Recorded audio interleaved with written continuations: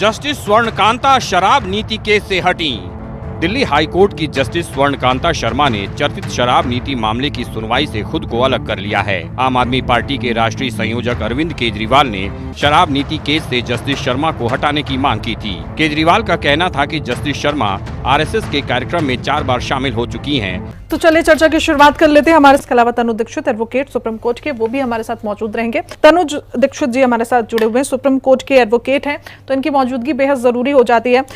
Sir, ये पूरा मामला आपको पता ही होगा कि किस तरीके से लगातार अरविंद केजरीवाल हो या तमाम आम आदमी पार्टी के जो कार्यकर्ता हैं, इसको लेकर तमाम सवाल भी उठा रहे थे। लेकिन अब जब वो ये कह रहे हैं कि सत्य की जीत हो चुकी है, लेकिन उसके बाद जिस तरीके से अब अवमानना की बात सामने आई है, तो मुश्किलें बढ़ती हुई आपको नजर आ रही है? मुझे ऐसा लगता है कि जुडिशियल इंडिपेंडेंसी जो है वो भारत में एक मौलिक संवैधानिक बेसिक स्ट्रक्चर है, खुद का अधिकार के रूप में देखा जाता है। तो श्रेया, इसमें हम ये नहीं कहेंगे कि उनको खुद को अगर किसी केस से कोई जज अलग करता है तो ये उसके अधिकार का हिस्सा है। हाँ। और इसे जुडिशियल प्रॉपर्टी कहेंगे। इसे किसी भी रूप से राजनीतिक प्रभाव, अभाव, दबाव के रूप में नहीं देखना चाहिए। बिकॉज संवैधानिक रूप से जो काम होते हैं, न्यायिक प्रक्रिया जो होती है, वे अपने आप में बहुत अलग होती हैं, और ये जो प्रक्रिया है ये उसी का एक हिस्सा है।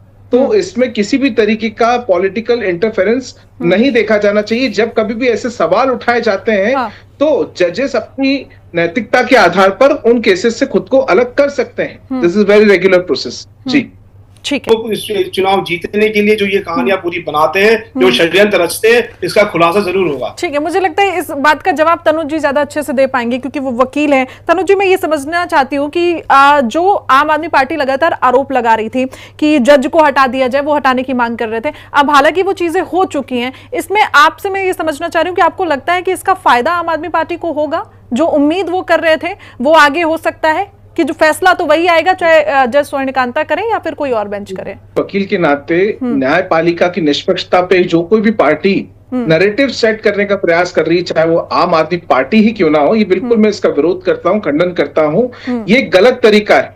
आप जुडिशियल रेक्यूजल प्रोसेस को इस तरीके से अपनी पार्टी के नैरेटिव के रूप में नहीं प्रस्तुत कर सकते हैं। भाई, ये कोई जीत हार का मामला नहीं। जीत हार आप कटघरे में है, न्यायाधीश अपने स्वेच्छा से किसी केस से अलग हुए हैं। इस प्रोसेस, ये कानूनन रूप से आर्टिकल 21 के तहत, उनकी स्वतंत्रता के तहत ये एक प्रोसेस है, और वो उससे खुद को अलग कर सकते हैं। हाँ। इसमें किसी भी तरीके से इस तरीके का राजनीतिक टर्न आउट करना, एक मुद्दा बनाना, नैरेटिव सेट करना, मैं इसको बिल्कुल गलत मानता हूं। क्योंकि अदालतें जजेस के आधार पर नहीं, फैसले जितने भी अदालतों के होते हैं वो केस के आधार पर होते हैं। आज अगर जज बदल भी जाएंगे तो उस पे ग्राउंड ऑफ फैक्ट्स, एविडेंसेस और जो वहां पर जो बयान है उनके आधार पर ही फैसले सुनाए जाएंगे। उसमें कोई परिवर्तन नहीं होगा। ये समझने की बात है। जी, समय इतने की इजाजत देता, आप सब हमारे साथ जुड़े, बहुत बहुत शुक्रिया।